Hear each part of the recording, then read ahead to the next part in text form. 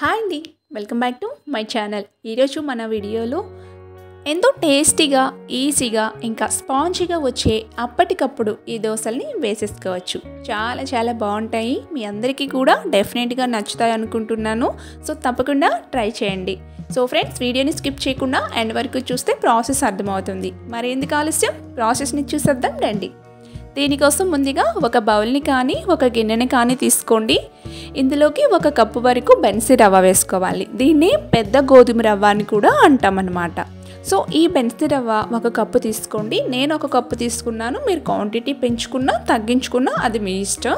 So 1 cup బెన్సీ రవ్వకి 1 cup పెరుగు తీసుకోండి. కొంచెం పుల్లగా ఉండే పెరుగు తీసుకోవాలి. 1/2 కప్పు వరకు వాటర్ వేసుకొని ఇవన్నీ కూడా చక్కగా మిక్స్ అయ్యేంత వరకు కూడా కలుపుకోవాలి.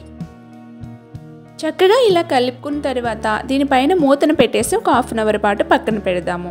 ఇంకా 1/2 అవర్ అయిన తర్వాత మళ్ళీ తీసుకుంటే రవ్వ మనం వేసుకున్న ఈ వాటర్ని బాగా అబ్జర్వ్ చేసుకొని ఈ రవ్వ చక్కగా నానిపోతుంది. ఇప్పుడు వీటిని మిక్సీ జార్లోకి ట్రాన్స్ఫర్ చేసుకోవాలి.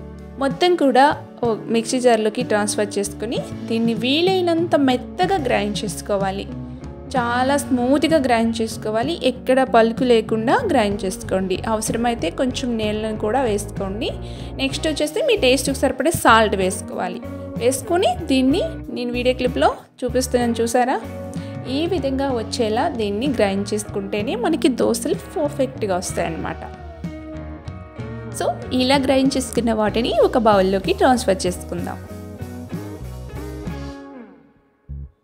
ఈ విధంగా మనం గ్రైండ్ చేసుకున్న వాటిని బౌల్లోకి వేసుకున్నాక మీరు కన్సిస్టెన్సీ చూసుకోవాలన్నమాట.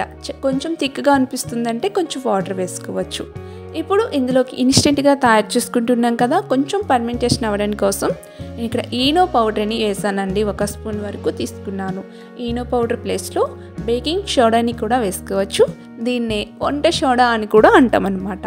సో వీటిని వేసుకున్నాక ఒకసారి బాగా మిక్స్ చేసేసుకోవాలి.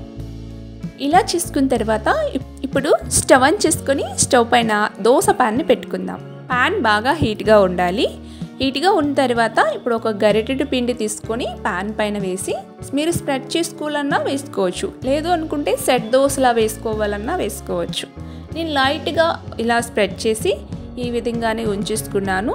సో ఒకవైపు కంచుకున్నాక రెండో వైపుకి టర్న్ చేసుకోవడమే. చాలా చాలా స్పాంజీగా చాలా చక్కగా వస్తాయన్నమాట. చాలా స్మూత్గా కూడా ఉంటాయి ఈ దోశలు. ఫస్ట్ టైం చేసిన వారైనా చాలా బాగా వచ్చేస్తుంది ఎవరికైనా సరే. సో తప్పకుండా ఈ దోశల్ని ట్రై చేయండి. అన్ని దోశలు కూడా ఇదే విధంగా వేసుకొని తీసేసుకోవచ్చు. దీన్ని చూస్తుంటేనే తేనె పట్టు ఎట్లా ఉంటుందో అలా ఉంటుందన్నమాట. అలా వస్తాయి దోశలు. చాలా చాలా స్పాంజీలా అనిపిస్తుంది. కొత్తగా చాలా డిఫరెంట్గా బ్రేక్ఫాస్ట్ అప్పటికప్పుడు ఈ విధంగా చేసి పెట్టుకోవచ్చు అన్నమాట. పిల్లలు పెద్దవాళ్ళు అందరూ కూడా లైక్ చేస్తారు. సో మరి మీరు కూడా ట్రై చేశాక మీ ఫీడ్బ్యాక్ని నాతో షేర్ చేసుకోవడం మర్చిపోవద్దు. వీడియో నచ్చితే లైక్ చేసి షేర్ చేసి కామెంట్ చేయండి. అలాగే మరెన్నో టేస్టీ వెరైటీ రెసిపీస్ కోసం నా ఛానల్ని తప్పకుండా సబ్స్క్రైబ్ చేసుకొని పక్కనే ఉన్న బెల్ బటన్ని కూడా క్లిక్ చేసుకోండి. అలా చేయటం వలన నేను ఎప్పుడు వీడియో పెట్టిన నోటిఫికేషన్ రూపంలో మీ హోమ్ పేజ్కి వస్తుంది. Thank you.